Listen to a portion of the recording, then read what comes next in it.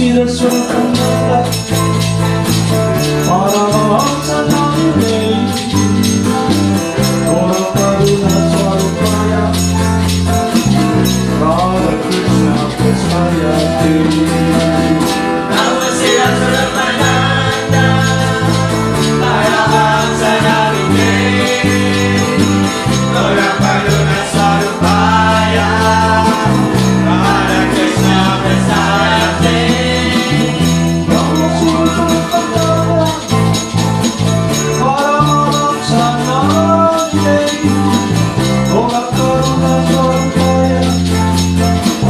Radha Krishna Prasaya Devi. Namo Siddhaswarupananda, Paramahamsa Namine, Siddhaswarupaya, Radha Krishna Prasaya Devi. Shri Krishna Chaitanya, Radha Krishna Ayanya, Shri Krishna Chaitanya, Radha Krishna Ayanya. Shri Krishna Chaitanya, Radha Krishna Ayanya, Shri Krishna Chaitanya, Radha Krishna Ayanya, Shri Krishna Chaitanya, Radha Krishna Ayanya, Shri Krishna Chaitanya, Radha Krishna Ayanya. Shri Krishna Chaitanya, Radha Krishna Ayanya, Shri Krishna Chaitanya, Radha Krishna Ayanya. Jaya Jaya Gurudev, Jaya Jaya Gauranga, Jaya Jaya Gurudev, Jaya Jaya Gauranga. Jaya Jaya Gurudev, Jaya Jaya Gauranga, Jaya Jaya Gurudev, Jaya Jaya Gauranga. Jaya Jaya Shri Prabhupada, Jaya Jaya Gurudev, Jaya Jaya Shri Prabhupada, Jaya Jaya Gurudev.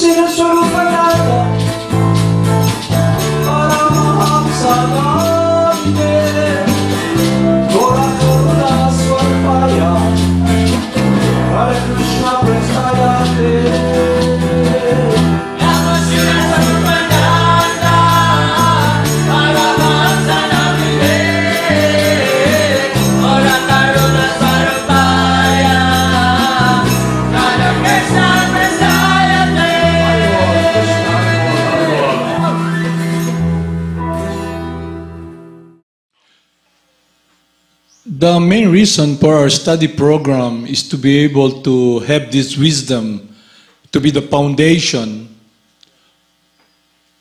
of the decision making we will be doing, and how we will take the responsibility to be accountable with our actions. So years back, before the so-called democracy or freedom that we are now supposedly enjoying, the Philippines is under the subjugation or slavery by the Spaniards. They came here bringing the cross and they're teaching Christianity. Sad to say, it's about Catholicism. Okay? So what happened was, they came here and for 500 years were under their rule. So it has a great impact upon people's consciousness. It has a great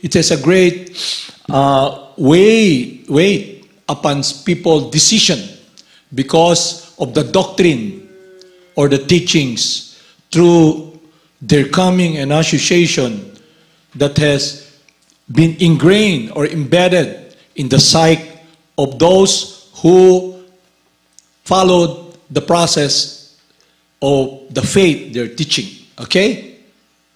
That's what's happening now. So many practices that we follow. So it's about, we're discussing here about what is real freedom. And to the experience of all those passed by, those individuals who are already gone, who left their bodies, the heroes, they died, and the people or individuals who experienced the rule of the Spaniards for 500 years. So what happened? There's a revolution. And it's about, the gripe. The people are dissatisfied because what they experience is the suffering of being subjugated, being exploited, and being used. It's about control and power. Power, control. And what really imprisons us and put us in a situation wherein we are subjugated is what teachings we have heard. And now all of us here, we don't know who we really are. We think we're the body. And the basic teaching that these priors or so-called religionists are teaching is that we are the body. So they were able to put us in this quagmire or in this abyss of illusion, in this people became degraded. And the way they control individuals is through assisting them follow the dictates of their senses. And those who will not follow will be subjected to imprisonment or even to harm's way, to be killed. So during the time of Moses, in the ancient times, there are also slaves. And the slaves are the Jews. And Moses is there, They want to get out of that predicament, slavery, wherein someone forces you to do something you don't like.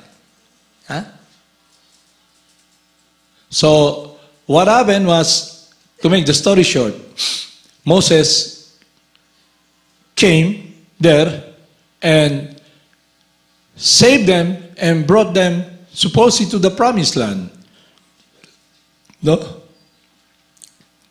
But if you study the life of Moses, it's about following and being guided by the Supreme Person. So he led these people, these supposedly chosen people, out from slavery. And there's so many miracles that happen, and also miracles that happened, so they were set out to leave that slavery, you know. So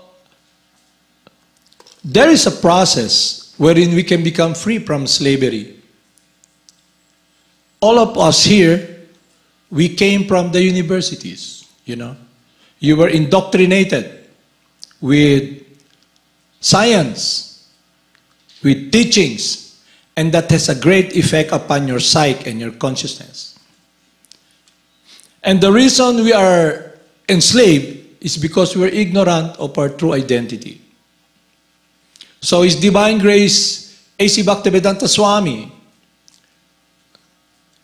who is the representative of Lord Vyasadeva, literary incarnation of the Supreme Person, Krsna, is passing on this wisdom to us through his works, the translation of the work of Lord Vyasadeva into English language as it is. The same message, the same science that Lord Krishna is teaching in Bhagavad Gita. It is about our constitutional position, who we really are. So all of us here now, we have this experience of being enslaved because of our conditioning. We think we're the body. We're enslaved. We're in this prison. This body is made of like a machine, and we're the driver, but we identify with the machine. We identify with the dress. So there's this teaching by His Divine Grace, A.C. Bhaktivedanta Swami, guiding us, showing us our predicament. Because when you're blind, you're in prison, you want to be free. But if you don't have the wisdom, you don't have the wisdom to guide us, you, to make the right decision that is in harmony with freedom. And what is that freedom? It is your transcendental nature, your eternal activities in relationship with what is inherent in all of us. It is our love. It is the search for happiness. So His Divine Grace is telling us this. Although we are not these bodies, but are pure consciousness, somehow or other we have become encased within this bodily dress. If we actually want the happiness and transcendence that transcends death, we have to establish ourselves and remain in our constitutional position as pure consciousness. To establish in ourselves. So the science that we follow is completely different from what you have learned in the university. It is, on one hand, what we're being taught is to succeed, to be free. But the direction is about ourselves struggling to maintain our dominion, our activities, to get something in this material world. It is about the foundation of materialism. We think we're the body, and freedom means doing what we think should be done. And it's connected with sensual enjoyment. It's connected with following the desire in the mind. So we can see clearly that we're all imprisoned by the mind and the desires and the senses and all the horses running in different directions. So nobody's free if someone is ignorant of his true transcendental nature. But when we come in contact with the science about our transcendental nature, that we are a different energy from matter, life, then what will happen is that we establish ourselves in our true constitutional position, meaning it is now the activities connected with life. The living entity us is in harmony with what is transcendental. And what is transcendental? It is, these are activities in relationship with rendering service to God. During the time of Moses, they want to be free. Okay? They were shown that the faith that Moses had, his determination to do the will of God, saved them, freed them from slavery.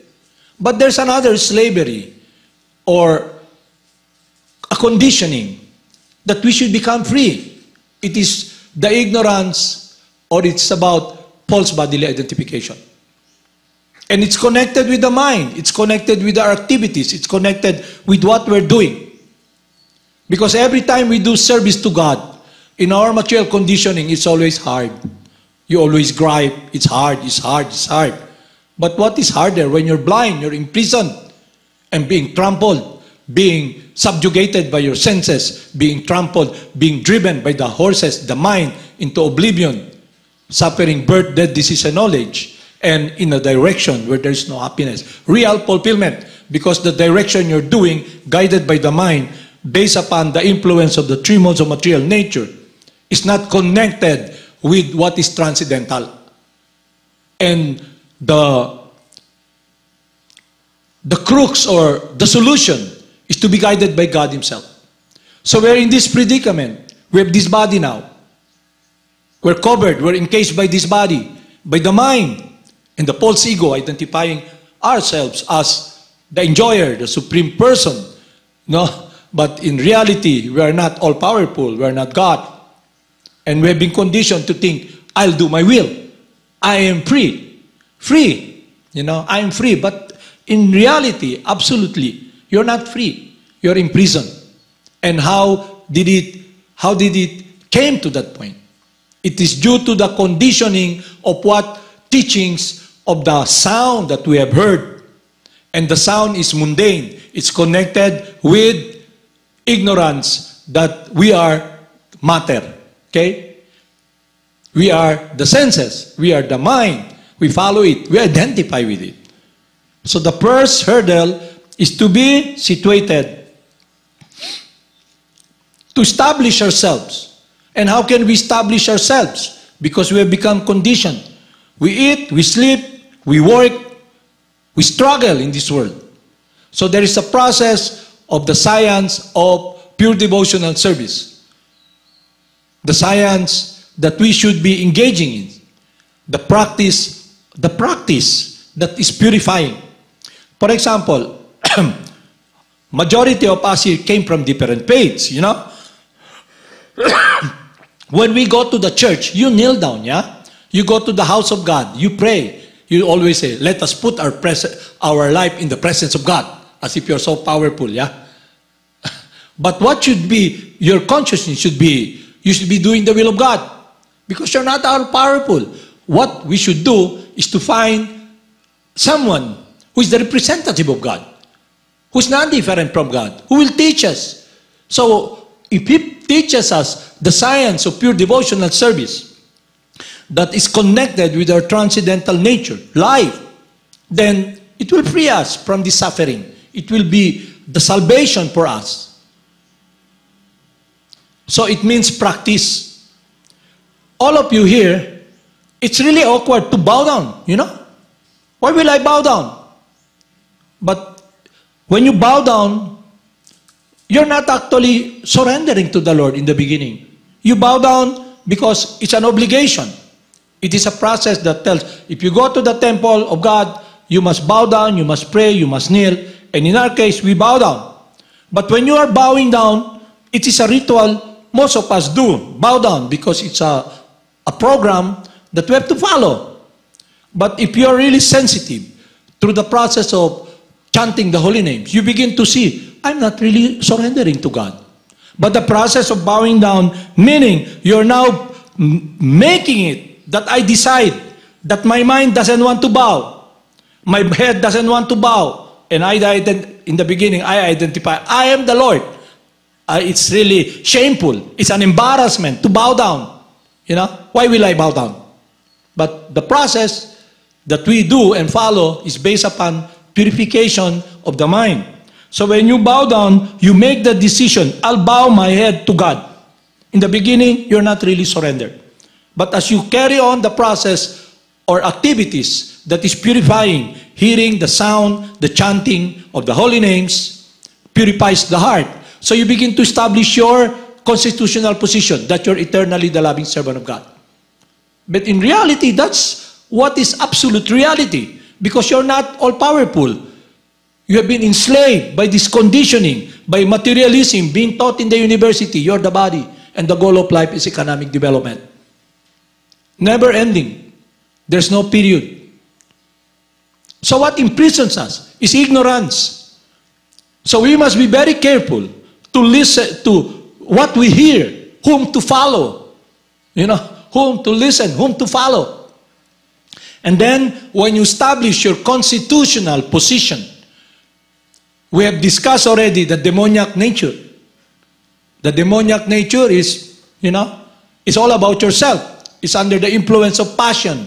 It's the libido to follow the dictates of the mind and try to enjoy to the senses. You become enslaved because you follow the dictates of the mind and you follow the horses. What are the horses? Your senses. And you're trying to find fulfillment, by force. By force. Even you don't want. Because we are in a situation where we're ignorant. And we're not practicing and engaging and establishing our transcendental position. But in this age of Kali Yuga, there is a process, a system, which is not taught in these materialistic universities. Not taught by those who are conditioned. Because if you don't know anything, you're not the representative of God, you're not loving God, how can you teach love for God? You're not in control of your senses, you're not in control of your mind, you have material consideration, how can you teach people, individuals, to be free? How can you teach individuals that they can control their mind, they can direct their mind, if you identify yourself as the body? So the first hurdle is to understand your true transcendental nature. That you're not this body. That you're the person in this machine, this body. So the process of we are following is understanding our true transcendental nature with the wisdom based upon the teachings of God. Is our true transcendental nature. Eternal, absolute. So if anyone teaches us or try to tell us to do something that is not absolutely transcendental, then we can make this choice or be responsible not to follow that person. But when everybody is doing it, we think it's okay. Like for example, the teachings that has been taught to us that engulfs us or anchors us or shackles us is this. God made this world for us to enjoy. God became man, Jesus, to save us from our sins. Okay? And they teach us resurrection of the body. This, in the face of science, in the face of absolute reality and wisdom, it pulls up. It's not true. How can the body resurrect when you're not the body? But if you become sensitive with this reasoning and understanding this wisdom, you'll be with wisdom. Just like when this child, when one of the students here, her mom her mom went to the school, and got hit by the motorcycle, and she died. But because she knows she's not the body, it's not really a burden to her, but what she did was to pray, and she knows her mother left her. So many individuals who have this wisdom becomes free from this shackle, from this ignorance, from this imprisonment. That's why you see people, they follow the death procession, and they're thinking, she's gone, she's gone. And they go there, put the body there. But there's so much pain in their heart because the conditioning is based upon their exposure. It's based upon they're the body and the person is the body, and now she's being put inside the grave. But in their heart, they know she left the body. So they're really confused. So spiritual understanding and wisdom frees us from this confusion, gives us this freedom to make the right decision. And the right decision is based upon absolute, eternal. It's about our true transcendental nature. And it will protect you from enslavery. I'll give you one example that's really practical. You're servant of the horses, one of the horses. For example, a person is promiscuous. He cannot control the horse, the genitals. He tries to find happiness and enjoyment through contact. So his meditation is about the form of, depends on the psyche. If you think you're a woman, you're thinking, if you think you're a whatsoever they call gay or whatsoever, you have different food, or different people have different, So this consciousness enslave you, that you think you're the body and you're trying to find happiness through the senses. You become enslaved. You use your time, energy, everything just to follow that horse, to be able to get the object, supposedly, for enjoyment, but it will not really satisfy you because you're not the genitals and the person is not the body. The avenue or the venue you're trying to, the field of activity you have and the activities you're doing, the venue, trying to satisfy yourself through this form, which is completely different from that person. She's not the body and you're not the body. You're not the genitals. My point is this. And when you're in ignorance of your identity, you become enslaved. That's why the spiritual master is someone who teaches us how to control the urge of the mind, the belly and the genital. And how will it happen?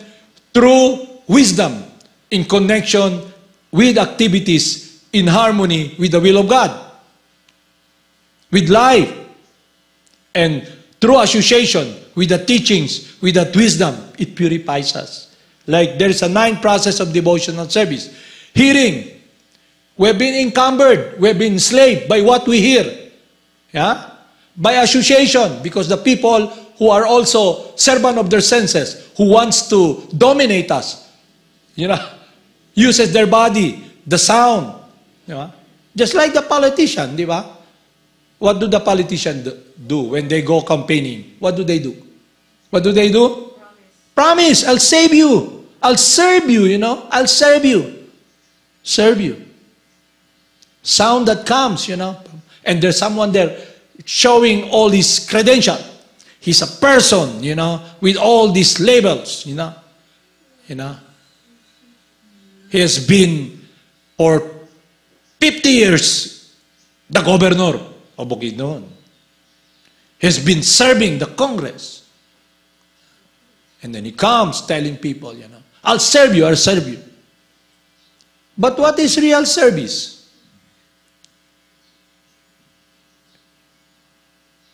It is inherent in everyone. That is Sanatan Dharma. But with wrong understanding, under the influence of the 3 modes of material nature, we become enslaved. And those who are trying to tell, I'll serve you, their service is misdirected upon themselves. And they're not self-sufficient. And the direction, actually, in truth, is that, both me, I'll serve you. No. He sees us as an object for his satisfaction. And those also looking in ignorance, if we serve him, then we will be happy. We have economic development. We will be guided. So that is not the process of parampara. The process of parampara is clarity. You're clear. Your mind is very clear. Your intelligence is purified. You can decide and do the will of God and become free. None other. And this achieved through the guidance of Lord Chaitanya, God Himself, giving us the process that will purify us. And His disciples, His close associates, who are in the transcendental world of pure devotional service, unalloyed devotional service, not tinged by materialism. In their natural state, a transcendental world of devotional service. That is what we should be achieving. That is real freedom. So we can use this body now, the mind, and direct it to that world of freedom. Because we become master of our senses. It's not anymore the horses driving us in different directions. It's not anymore the mind guiding us to follow the desires, but rather the desire now is to do the will of God. we have been brought up in this Christian world. We are being taught that this body is a temple of God. So the process of Bhakti Yoga is synonymous with that. We can use this body. We can be in control of this body and direct it under the guidance of God. So we come here, we chant. The sound that we hear purifies our heart, gives us wisdom, makes us establish our constitutional position. The process we do, bowing down, offering, it's all connected with activities, engagement of the senses. Because this body that we have, material nature is very, very powerful. And if our activities in search for fulfillment is misdirected upon ignorance of trying to follow the dictates of the senses, then we'll be enslaved. And then we'll suffer because we'll have no happiness. Because the happiness we're longing is disconnected. It's being directed upon this dead world. So the conditioning that we have been conditioned, we think we're the body. Meaning, scratch and scratch and scratch. And it's a wound already. No way out. But there is a way out. It is the practice of purification, of receiving this wisdom.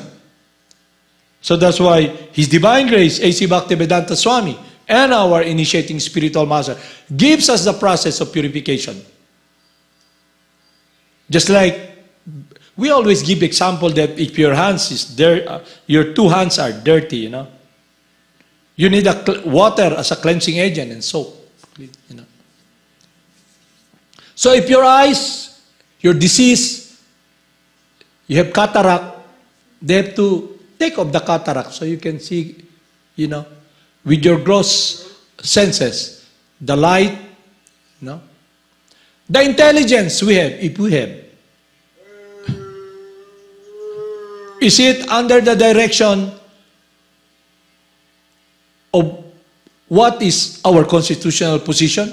Is it established there? Our true identity, or is our intelligence being guided by, contaminated, guided by lust, that whatever we do, that the mind drives us, that intelligence we have, we use it. You know, it's like a tool. We try to manipulate things, use our intelligence. But if the tool, the intelligence, is not used properly in connection, in harmony with our constitutional position, then there's a problem. Because it will be a quest for something that is not really fulfilling and will not give us connection with what is transcendental. So the process we do is a practice we do every day. It's work. Spiritual life doesn't mean you just sit down and you just follow the mind, and the mind grumbling, it's hard, it's hard, it's hard. What is harder when you're enslaved? Enslaved meaning being forced by the mind under the three modes of material nature. You have become enslaved to follow the senses because the mind drives you for the search of fulfillment and security. That's why it's very important to be with wisdom. That is why the process we are following, we are listening, is a different world than what you have been exposed of. This ignorance of your true identity. Now look what's happening in this world now. All the problems.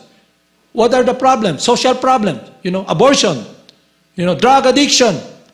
You know, destroying the environment. It's all based upon ignorance of the disease of materialism. People identify, individuals identify themselves as this gross body. And their search for happiness and fulfillment is directed upon this limited temporary world. The unlimited craving for satisfaction, for fulfillment, is misdirected upon the limited. And you're not, and that limited is matter. Immutable, and you're immutable, light. So we must have this wisdom. It's not, what we're following is not, you know, wishy-washy na, or somebody tells, oh, this is the truth, this is it. No. There is absolute truth. And the absolute truth is your eternal constitutional position as eternally the loving servant of God. And the foundation of that is your transcendental nature, that you are different from this body, your life, a different energy. And when we are in that world, in harmony, We become free from this imprisonment because we will be now the ones directing the mind, using our intelligence to do the will of someone. Going to school, learning the science of materialism is about you doing your will. But you're not all-powerful. You're not God. You commit mistakes. So better be safe. You want to be safe from this slavery? Then we must have this wisdom and understanding. And that will be the basis of our freedom. Is it clear to you? Because now you're conditioned. You think you're a human being. You think you're the body. You think you have to fulfill your desires, need through fulfilling it through to the direction of mind, following the dictates of the senses. And then what happened? You touch fire, you get burned. And if you're less intelligent, you'll try to experience all the experience that the mind will tell you. The desire in the mind. Unlimited desire. But your time in this world is very limited because the body that you have is under the influence of time. And it's very important that we use this body everything that this machine to come to the point of freedom. And that freedom is taking this process wherein God will be the driver. Because with God, nothing goes wrong. He's the supreme controller. And what is that foundation? It is about developing, uncovering what is inherent in us, the living entity, and engaging in pure, transcendental, loving service, unalloyed devotional service. So the more we chant, we can see and check ourselves. How we have become imprisoned, how come we're suffering, how come we're insecure.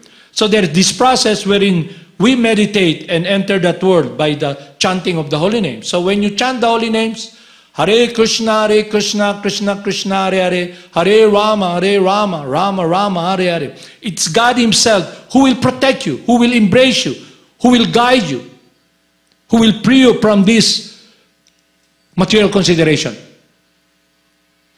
And free you from this ignorance. You think you're free. Free us. Wisdom, the truth will set you free. What is the truth? You know? It's not the truth that these networkers are telling us. Financial stability. Is there anybody who have really financial freedom? Is there someone who's really financially have this freedom? These are all the influence of the mode of passion. So when you become connected with this transcendental wisdom, you begin to see, you become the seer of the truth. You become the witness of what's happening. You're like the person who is the witness of what's happening around and the influence upon this body. And then you now see that your stay in this body is temporary. Why put so much investment in something that's temporary? But rather, you use this body to connect yourself with what is transcendental. And that is the practice we're doing. Hearing, chanting, remembering, offering prayers, bowing down to the deity, looking at the form of God. Because how come the form of God? It's matter. We don't bow down upon that form, that picture. God owns everything. So you have materialized. Yeah? You have materialized. Yeah? So what is someone who is in the mode of passion? What is he inclined to? What is his happiness? He look at the picture of the Playboy magazine, yeah? Playboy magazine, naked girls dancing on every, and that his consciousness, his mind becomes conditioned, becomes contaminated. So the process we do is the mind must become purified through our senses, because God can appear in that form, because everything belongs to God. You have materialized. What is your eyes made of? Matter, earth, water. Yeah? You cannot even see air, but God can come to that form. So what is the difference between the scripture and the porno magazine? It's made out of matter. Why? What is paper made of? Wood, matter. But what is the difference between the scriptures coming from the teachings of Allah or the teachings of Jesus Christ with this porno magazine? with this Playboy magazine.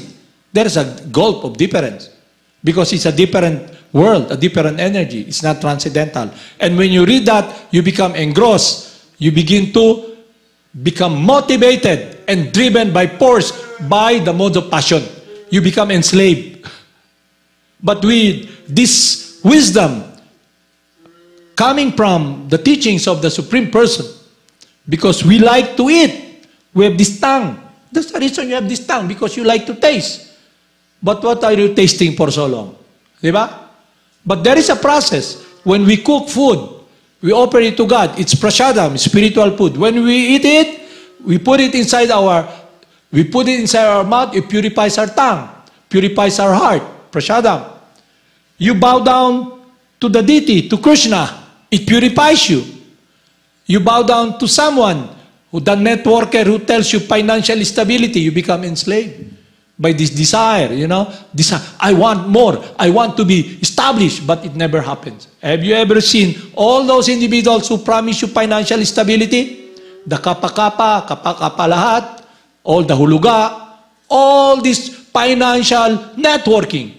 Does anyone come to the point, I'm secured? Huh? Even the foundation for their security is gone already. That person took all their money and they're just hanging around, hoping against hope. Maybe he'll come back. This thing, maybe he'll come back again with another offer for financial stability. It's a sad thing because we are all suffering because of ignorance. That's why the truth, the wisdom is about establishing our true transcendental relationship with God. That is Bhakti Yoga. That is the teaching of Christianity. Not joining the church, not bowing down to the temple. It's about you yourself surrendering to God. Please take care of me. I bow down to you. I go to church because I have something. I want to put my life in your hands. Please protect me, even though I'm a sinful person. Please help me. That consciousness is established, complete dependence upon the Supreme Person, upon His love and care, when we follow the process of the purificatory process that is given to us, the holy names of God. That's why established already. Oh Lord, save me by thy name. I will sing and praise your name.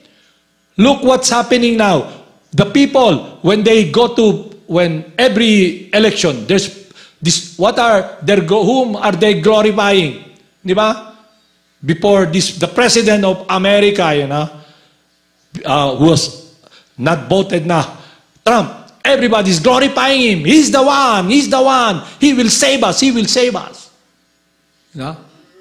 But it did really happen?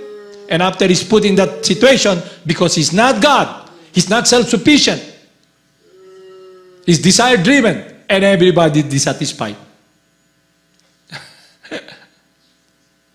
So my point is this. We must follow the teachings of the Supreme Person, because that teaching is based upon His care and love for us. We are not here to point people na you're sinful. No.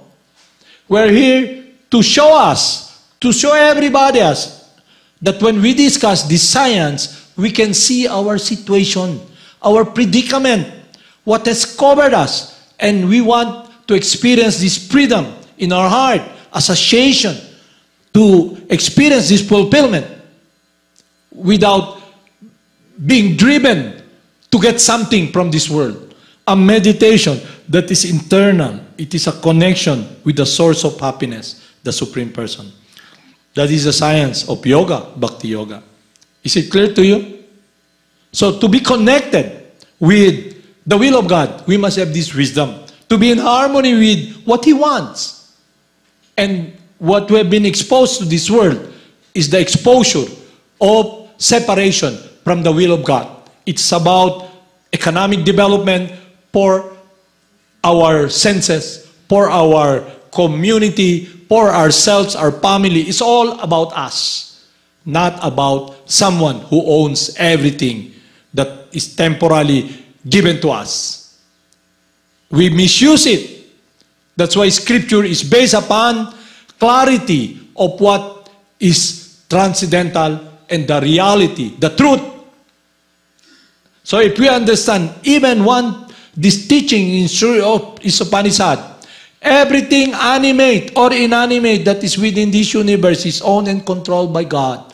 Knowing well to whom they belong, one should use the quota that is allotted to him. So in a true sense, we are all dependent upon God. But this material conditioning taught to us by materialistic teachings in the university to become free, it has caused us to be imprisoned because we are now covered and imprisoned by this false understanding that we are matter, we are this body. And the search for happiness is through sensual enjoyment. That first we must hurdle. And how to do that? Follow the process of yoga meditation, yoga sound, that will purify us from this ignorance and give us connection with what we're longing for, a relationship, a shelter within our heart, ourselves, to be guided by this absolute teaching, to be protected by God. Who will protect you? Who will free you from imprisonment? God Himself, this wisdom. But it's up to you to make the choice. So if you don't follow His teaching, what can you do? So I'll read here what Krsna is telling us. Lord Krsna, to make it very clear to us, to make it very clear, okay?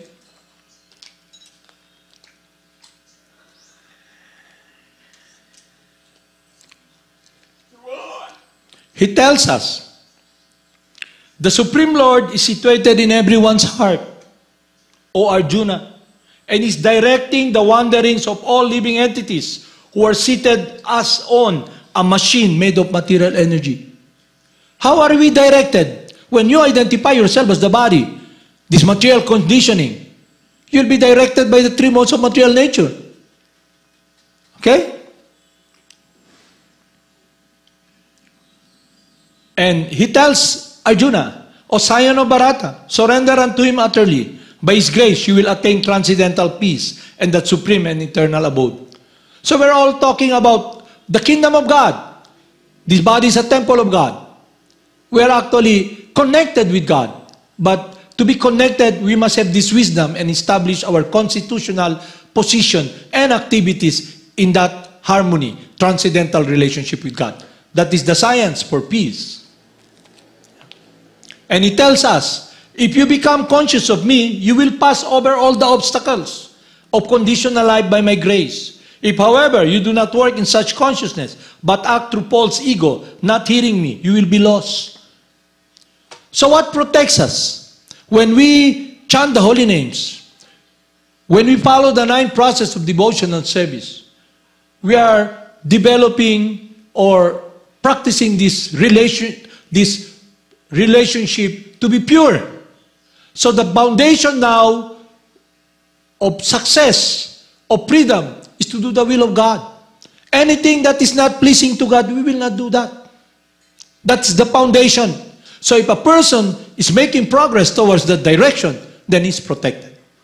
So the teachers, our spiritual master, help us come to that point by giving us the process to be free. Is it clear to all of you? So you must analyze and check what I'm saying. And it's connected with the verdict of scriptures, God Himself, the spiritual master. So in our conditioning through hearing mundane sound, the product, the produce, the experience is what we have now. And it has caused us so much suffering and enslavement. We have become attached to this temporary world. We have become enslaved by the senses. We have been directed by the mind to suffer because we want to play God.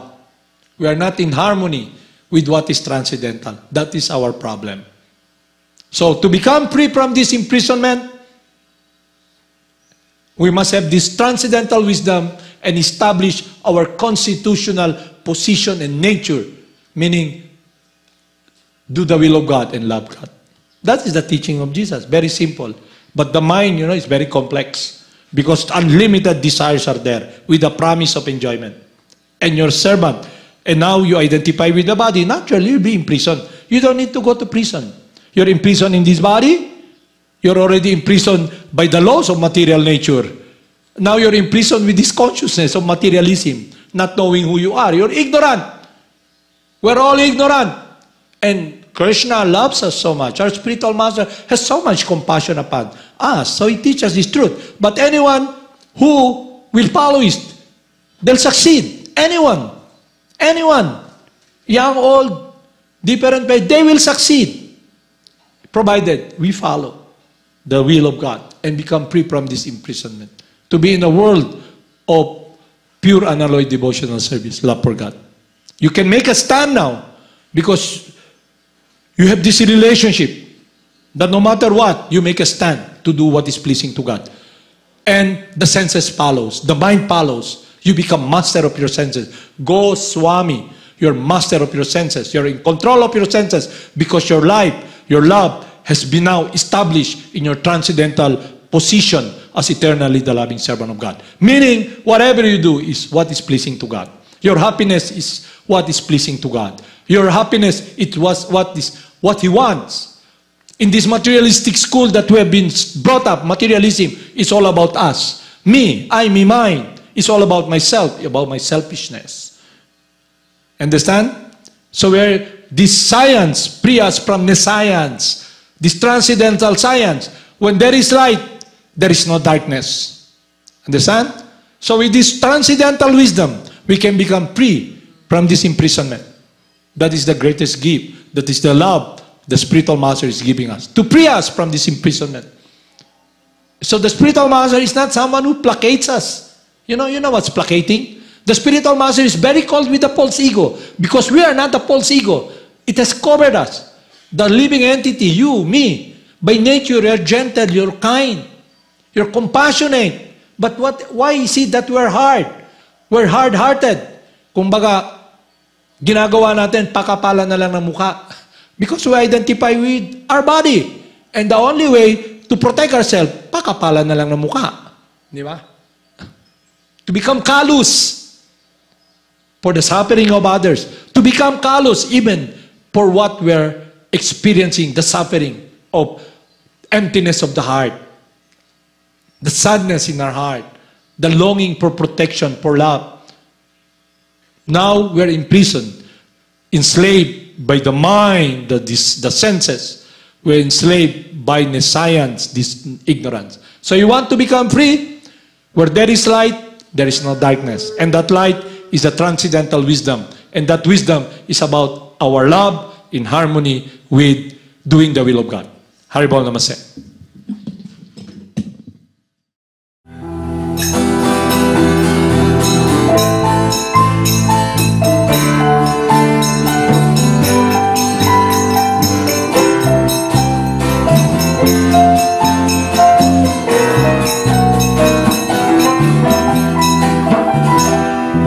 Siddhaswarupananda, Paramahamsa namin Gora Karuna Swarupaya, Radha Krishna Prastaya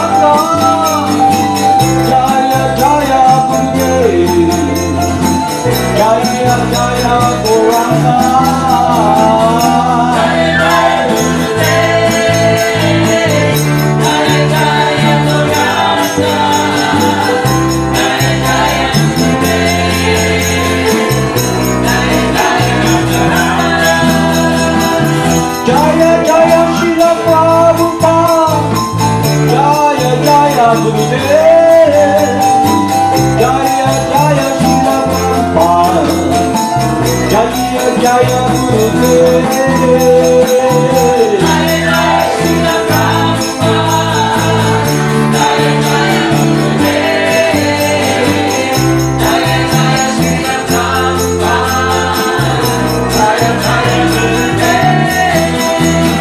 Jaya Jaya Siddhaswarupananda Paramahamsa, Jaya Jaya Siddhaswarupananda Paramahamsa.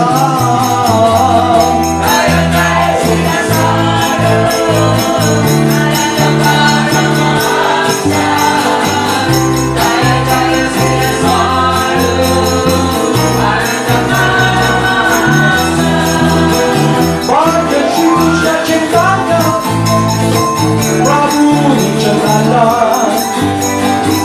Shri Advaita Gadadhara, Siddhaswarupananda Vrinda.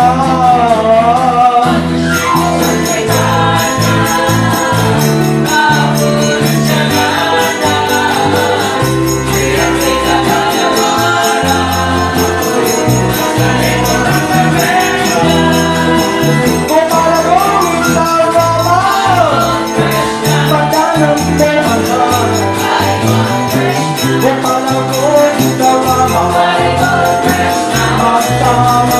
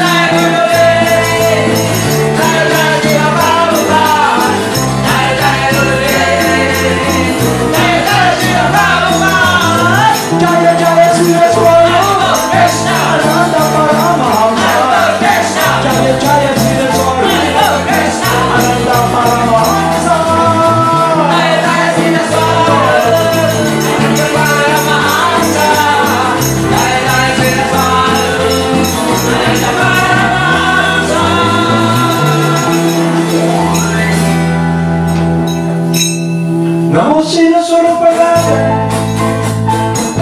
Paramahamsa, Ora Karuna Sattaya, Radha Krishna Prasthayate.